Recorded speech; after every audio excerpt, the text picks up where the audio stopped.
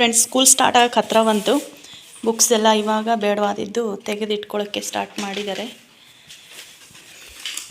ಒಂದು ಬಾಕ್ಸಲ್ಲಿ ತುಂಬಿಸಿಡ್ತಾಳೆ last year books ಇವೆಲ್ಲ. ಆದರೂ ಅಷ್ಟು ಬುಕ್ಸ್ ಮಿಕ್ಕೈತೆ. ಇನ್ನು ಟೇಬಲ್ ನೋಡಿ ಫ್ರೆಂಡ್ಸ್, ಒಂಚೂರು ಜಾಗ ಇಲ್ಲ, ಅಷ್ಟು ಫಿಲ್ ಮಾಡ್ಕೊಂಡಿದ್ದಾಳೆ. ಆ ಕಡೆನೂ ಅಷ್ಟೇ, ಈ ಕಡೆ ನೋಡಿ ಎಲ್ಲೂ ಜಾಗ ಇಲ್ಲ, ಫುಲ್ ತುಂಬಿದೆ. ಅವಾಗವಾಗ ಖಾಲಿ ಮಾಡ್ತೀವಿ, ಆದರೂ ತುಂಬಿಸಿಟ್ಕೊಂಡ್ಬಿಡ್ತಾರೆ. ಎಷ್ಟು ಈಗ ನೋಡಿ ಇಷ್ಟು ಒಂದು ವೇಸ್ಟ್ ತೆಗ್ದಿದ್ದಾಳೆ. ಬುಕ್ಸ್ ಇದೆಲ್ಲ ಫುಲ್ ಆಗೈತೆ, ಆದರೂ ಅಲ್ಲೇ ಅಷ್ಟೊಂದು ಬುಕ್ಸ್ ಇಟ್ಕೊಂಡಿದ್ದಾಳೆ. ಇನ್ನು ಅವು ಏನು ಅಷ್ಟೊಂದು ಇದಾವಲ್ಲ. ಪೇಜ್ ಖಾಲಿ ಇರೋವು ನಾವೆಲ್ಲ ಎಲ್ಲ ತೆಗಿ. ಒಂದೊಂದು ಎರಡೆರಡು ಪೇಜ್ ಇರೋ ಫುಲ್ ಖಾಲಿ ನೋಟ್ಸ್ ಅಷ್ಟೇ ಇಟ್ಕೊ.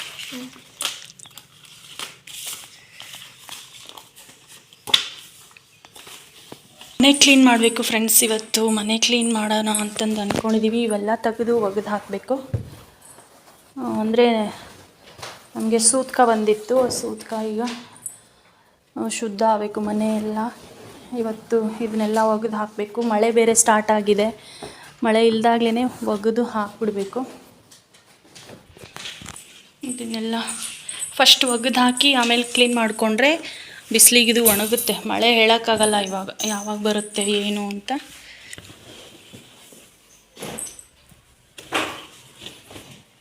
ನೆನೆಯಕ್ಕೆ ಹಾಕಿಬಂದು ಆಮೇಲೆ ಮೆಕ್ಕಿರೋ ಕೆಲಸ ಮಾಡ್ತೀನಿ.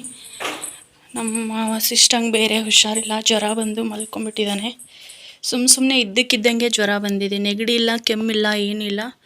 ಸಿರಪ್ ಹಾಕಿದ್ದೀನಿ, ಕುಡಿದು ಮಲಗಿದ್ದಾನೆ. ಇಲ್ಲಾಂದ್ರೆ ಅವ್ನಿಗೆ ಈ ಥರ ಸುಮ್ಮನೆ ಇರೋನೇ ಅಲ್ಲ.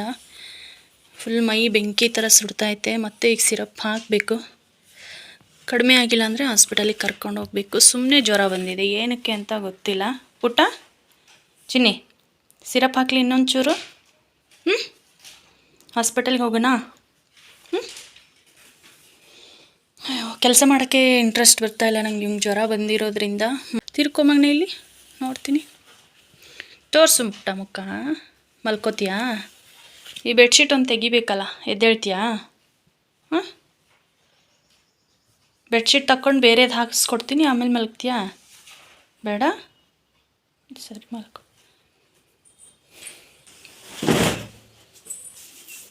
ಮಿಷಿನ್ಗೆ ಹಾಕೋಣ ಅಂದರೆ ಫ್ರೆಂಡ್ಸ್ ಕರೆಂಟ್ ಇಲ್ಲ. ಮತ್ತು ಇದನ್ನ ಮಿಷಿನ್ಗೆ ಹಾಕೋಕ್ಕೂ ಆಗಲ್ಲ. ಇವನು ಅದೆಲ್ಲ ಹೋಗ್ಬಿಡುತ್ತೆ.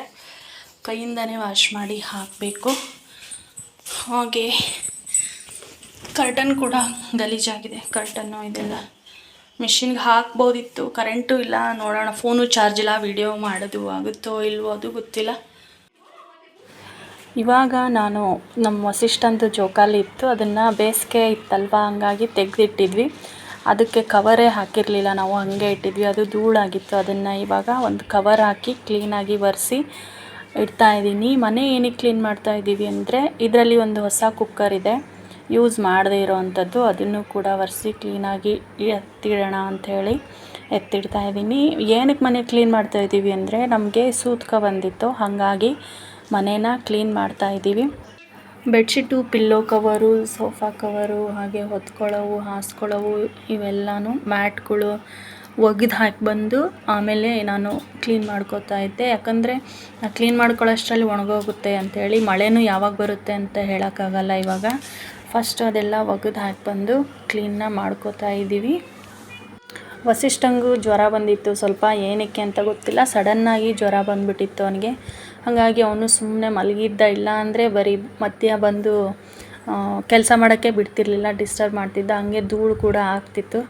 ಅವನಿಗೆ ಸ್ವಲ್ಪ ಜ್ವರ ಬಂದಿರೋದ್ರಿಂದ ಒಂದೇ ಕಡೆ ಸುಮ್ಮನೆ ಮಲ್ಕೊಂಡು ಟಿ ವಿನ ನೋಡ್ತಾ ಇದ್ದ. ಇವಾಗ ನಾನು ಎಲ್ಲ ಒರೆಸೋದನ್ನು ಒರೆಸಿ ಕ್ಲೀನಾಗಿ ಎತ್ತಿಟ್ಬಿಟ್ಟು ಇವಾಗ ಸ್ವಲ್ಪ ಧೂಳು ಹೊಡ್ಕೊಂಬಿಡೋಣ ಅಂಥೇಳಿ ಧೂಳು ಹೊಡಿತಾ ಇದ್ದೀನಿ.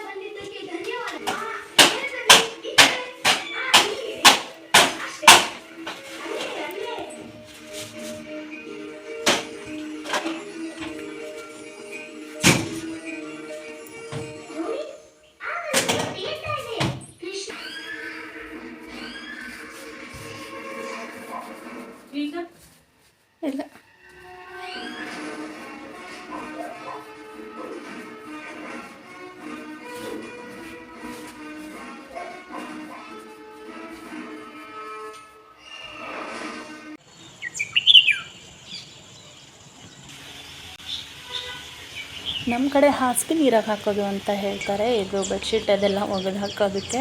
ಇವಾಗ ನೋಡ್ತಿರ್ಬೋದು ಸ್ವಲ್ಪ ಬಿಸಿಲು ಬಿದ್ದೈತೆ, ಯಾಕೋ ಮಳೆನೂ ಬರಲಿಲ್ಲ.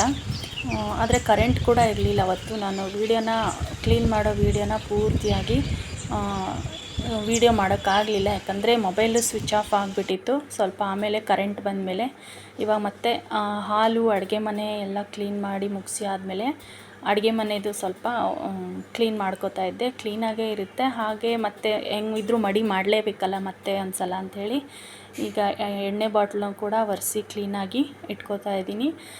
ಕ್ಲೀನಿಂಗ್ ಎಲ್ಲ ಮುಗಿಸಿ ನೆಲ ಎಲ್ಲ ಒರೆಸಿ ಆದಮೇಲೆ ಇವಾಗ ಫೈನಲ್ ಆಗಿ ನಾನು ತಲೆ ಸ್ನಾನ ಮುಗಿಸ್ಕೊಂಡು ದೋಸೆಗೆ ಅಂತ ಹೇಳಿ ನೆನೆಯೋಕೆ ಹಾಕೋಣ ಅಂಥೇಳಿ ಅಕ್ಕಿನ ಸಾಣಿಸ್ತಾ ಇದ್ದೀನಿ. ಸೊಸೈಟಿ ಅಕ್ಕಿ ಇದು, ಇದರಲ್ಲೇ ದೋಸೆ ಮಾಡ್ತೀವಿ. ದೋಸೆ ಅಕ್ಕಿಲೇನು ದೋಸೆ ಮಾಡಲ್ಲ, ರೇಷನ್ ಅಕ್ಕಿ ಬರುತ್ತಲ್ಲ ಅದರಲ್ಲೇ ದೋಸೆ ಮಾಡ್ತೀವಿ.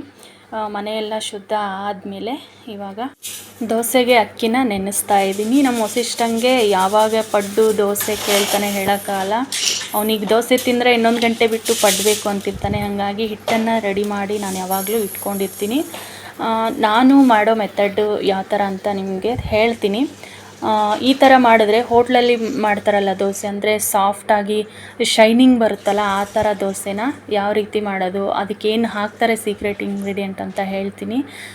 ನಾನು 3 ಕಪ್ಪು, ಯಾವುದೇ ಅಳತೆ ಆಗಲಿ 3 ಕಪ್ಪು ಅಕ್ಕಿ ತೊಗೊಂಡ್ರೆ ಅದಕ್ಕೆ 1 ಕಪ್ಪಷ್ಟು ಉದ್ದಿನಬೇಳೆ ಹಾಕ್ತೀನಿ. ಉದ್ದಿನಬೇಳೆ ಹಾಕೋವಾಗ ಏನೇನನ್ನು ಸೇರಿಸ್ತೀನಿ ಅನ್ನೋದನ್ನು ತೋರಿಸ್ತೀನಿ. ಈ ರೇಷನ್ ಅಕ್ಕಿ ತುಂಬ ಧೂಳಿರುತ್ತೆ, ಅದನ್ನು ಒಂದು 3-4 ಸಲ ಚೆನ್ನಾಗಿ ತೊಳೆದು ನೆನೆಯೋಕೆ ಹಾಕಬೇಕು. ಇವಾಗ ಒಂದು ಅರ್ಧ ಕಪ್ಪಷ್ಟು ಉದ್ದಿನಬೇಳೆ ತೊಗೊಂಡಿದ್ದೀನಿ, ಅದಕ್ಕೆ 1-2 ಸ್ಪೂನು ಮೆಂತ್ಯ ಕಾಳನ್ನ ಸೇರಿಸ್ತಾ ಇದ್ದೀನಿ. ಹಾಗೆ 1-2 ಸ್ಪೂನಷ್ಟು ಸೋಯಾಬೀನ್ ಸೇರಿಸ್ತಾ ಇದ್ದೀನಿ. 1-2-3 ಸ್ಪೂನು ಕಡಲೆಬೇಳೆನ ಸೇರಿಸ್ತಾ ಇದ್ದೀನಿ. ಕಲರ್ ಚೆನ್ನಾಗಿ ಬರುತ್ತೆ ಕಡಲೆಬೇಳೆ ಹಾಕೋದ್ರಿಂದ. 1 ಹಿಡಿಯಷ್ಟು ಅವಲಕ್ಕಿ, ಗಟ್ಟಿ ಅವಲಕ್ಕಿನ ಸೇರಿಸ್ತಾ ಇದ್ದೀನಿ. ಇದನ್ನೆಲ್ಲ ಸೇರಿಸಿ ಆದಮೇಲೆ ಲಾಸ್ಟಲ್ಲಿ ಸಬ್ಬಕ್ಕಿ ಬರುತ್ತಲ್ಲ, ಇದನ್ನು ಸೇರಿಸ್ತಾ ಇದ್ದೀನಿ. ಸಣ್ಣದಲ್ಲ, ದಪ್ಪ ಕಾಳು ಬರುತ್ತಲ್ಲ ಆ ಸಬ್ಬಕ್ಕಿನೂ ಅಂತಾರೆ, ಸಾಬುದಾನಕ್ಕಿನೂ ಅಂತ ಹೇಳ್ತಾರೆ. ಇದನ್ನು ಹಾಕೋದ್ರಿಂದ ದೋಸೆ ತುಂಬ ಶೈನಿಂಗ್ ಬರುತ್ತೆ. ಇವಾಗ ನಾನು ಅದನ್ನು 1-2-3 ಸ್ಪೂನಷ್ಟು ಸೇರಿಸ್ತಾ ಇದ್ದೀನಿ. ಸೋಯಾಬೀನು, ಕಡಲೆಬೇಳೆ, ಮೆಂತ್ಯ ಕಾಳು, ಅವಲಕ್ಕಿ, ಸಾಬುದಾನಕ್ಕಿ ಮತ್ತು ಉದ್ದಿನಬೇಳೆ ಇದು ಸೇರಿಸಿ ಟೋಟಲ್ 1 ಕಪ್ ಆಗಬೇಕು. 3 ಕಪ್ಪು ಅಕ್ಕಿ ಆಗಬೇಕು. ಇದು ಪರ್ಫೆಕ್ಟ್ ಅಳತೆ. ಈ ಥರ ಮಾಡೋದ್ರಿಂದ ದೋಸೆ ತುಂಬ ಚೆನ್ನಾಗಿ ಬರುತ್ತೆ. ಯಾರಾದರೂ ಮಾಡಿಲ್ಲ ಅಂದರೆ ಟ್ರೈ ಮಾಡಿ ನೋಡಿ. ಇವಾಗ ಕರ್ಟನ್ಗಳು ಎಲ್ಲ ಒಗೆದಾಕಿದ್ನಲ್ಲ, ಅದನ್ನು ತಂದು ಎಲ್ಲ ವಿಂಡೋಸ್ಗೂ ಹಾಕ್ತಾಯಿದ್ದೀನಿ. ಆಲ್ಮೋಸ್ಟು ಸಂಜೆ ಆಗಿತ್ತು. ಕ್ಲೀನಿಂಗ್ ಎಲ್ಲ ಮುಗಿಸಿ ಮನೆ ಕೆಲಸ ಎಲ್ಲ ಮುಗಿಸ್ಕೊಂಡು ಇವಾಗ ಅಷ್ಟೊತ್ತಿಗೆ ನನ್ನ ಬಟ್ಟೆಗಳು ಎಲ್ಲ ಒಣಗಿದ್ವು. ಮಳೆ ಬರೋವಂಗೆ ಆಗಿತ್ತು. ಕರ್ಟನ್ ತಂದು ಹಾಕ್ಬಿಡೋಣ ಅಂಥೇಳಿ ಹಾಕ್ತಾಯಿದ್ದೀವಿ ಇವಾಗ.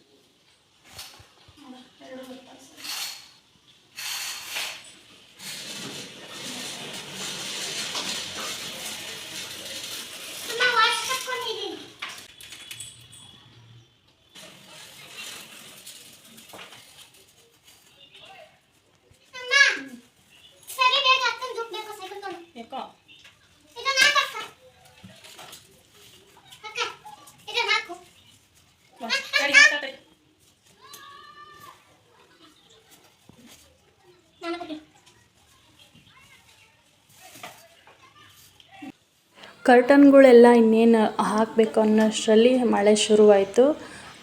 ಮಳೆ ಮೋಡನೂ ಆಗಿತ್ತು. ಮಳೆ ಬರೋದೇ ಗೊತ್ತಾಗಲ್ಲ. ಇವಾಗ ಹಿಂಗೆ ಹಾಕಿ ಬಟ್ಟೆ ಒಳಗೆ ಬರೋಷ್ಟರಲ್ಲಿ ಮಳೆ ಶುರುವಾಗಿಬಿಡುತ್ತೆ. ಎಷ್ಟು ಒಣಗಿದೆ ಅಷ್ಟು ಬಟ್ಟೆ ತಗೊಂಡ್ರಾಯ್ತು ಅಂಥೇಳಿ ಇವಾಗ ಬಟ್ಟೆ ಕೂಡ ತೆಗೆಯೋಕ್ಕೆ ಬಂದಿದ್ದೀನಿ. ಪ್ಲೀಸ್ ಫ್ರೆಂಡ್ಸ್, ವಿಡಿಯೋ ಇಷ್ಟ ಆಗಿದ್ದರೆ ಒಂದು ಲೈಕ್ ಮಾಡಿ. ನೀವು ಒಂದು ಲೈಕ್ ಮಾಡೋದ್ರಿಂದ ನನ್ನ ವಿಡಿಯೋ ರೆಕಮೆಂಡೇಷನ್ಗೆ ಹೋಗುತ್ತೆ. ಲೈಕ್ ಮಾಡೋದ್ರಿಂದ ಏನೂ ಲಾಸ್ ಆಗೋಲ್ಲ. ಹಾಗೆ ಒಂದು ಲೈಕ್ ಮಾಡೋದನ್ನು ಮರಿಬೇಡಿ. ಮೊದಲನೇ ಸಲ ಅಥವಾ ಯಾರು ಸಬ್ಸ್ಕ್ರೈಬ್ ಮಾಡದೆ ವಿಡಿಯೋ ನೋಡ್ತಿದ್ದೀರೋ ಪ್ಲೀಸ್ ಸಬ್ಸ್ಕ್ರೈಬ್ ಮಾಡಿಕೊಂಡು ವಿಡಿಯೋ ನೋಡಿ. ವಸಿಷ್ಠನೂ ಸ್ವಲ್ಪ ಹಾಗೆ ಸಿರಪ್ ಅದೆಲ್ಲ ಕುಡ್ದಾದ್ಮೇಲೆ ಸ್ವಲ್ಪ ಸ್ಟ್ರಾಂಗಾಗಿ ಓಡಾಡೋಕ್ಕೆ ಶುರು ಮಾಡ್ದ. ಹುಷಾರು ಕೂಡ ಆಯಿತು ಅವನಿಗೆ ಸಿರಪ್ ಅದೆಲ್ಲ ಕುಡಿದ್ಬಿಟ್ಟು ಎದ್ಮೇಲೆ. ಇವಾಗ ಒಂದು ಸ್ವಲ್ಪ ಒಣಗಿರೋ ಬಟ್ಟೆನ ತಂದು ಇಲ್ಲೇ ಒಳಗಡೆನೇ ಒಣಗಾಕ್ತಿದ್ದೀನಿ. ಈ ಥರ ದಾರ ಕಟ್ಟಿದ್ದೀನಿ ನಾನು. ಏನಕ್ಕೆ ಈಗ ಎಮರ್ಜೆನ್ಸಿ ಬಟ್ಟೆ ಕೆಲವೊಂದು ಬೇಕಾಗುತ್ತೆ, ಅದನ್ನು ಇಲ್ಲೇ ಒಳಗಡೆನೇ ಒಣಗಾಕ್ಕೋಬೋದು ಅಂಥೇಳಿ ಒಂದು ಚಿಕ್ಕದು ದಾರ ಕಟ್ಟಿದ್ದೀನಿ. ಇದು ಸ್ವಲ್ಪ ಹಸಿ ಇರೋ ಬಟ್ಟೆನ ಇಲ್ಲೇ ಒಣಗಾಕೋತಾ ಇದ್ದೀನಿ ನಾನು ಮನೆ ಒಳಗಡೆನೆ.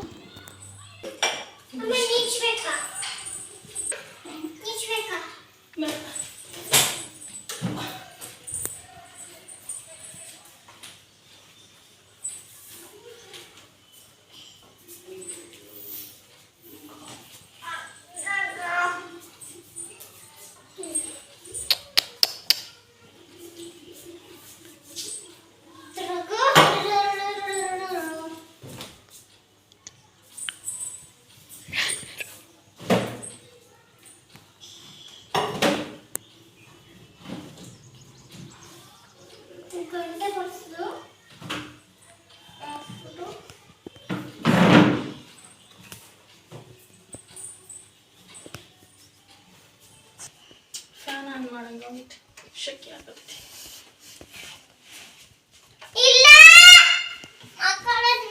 ನಾವು ಮುಖತೀನಿ ನೋಡ.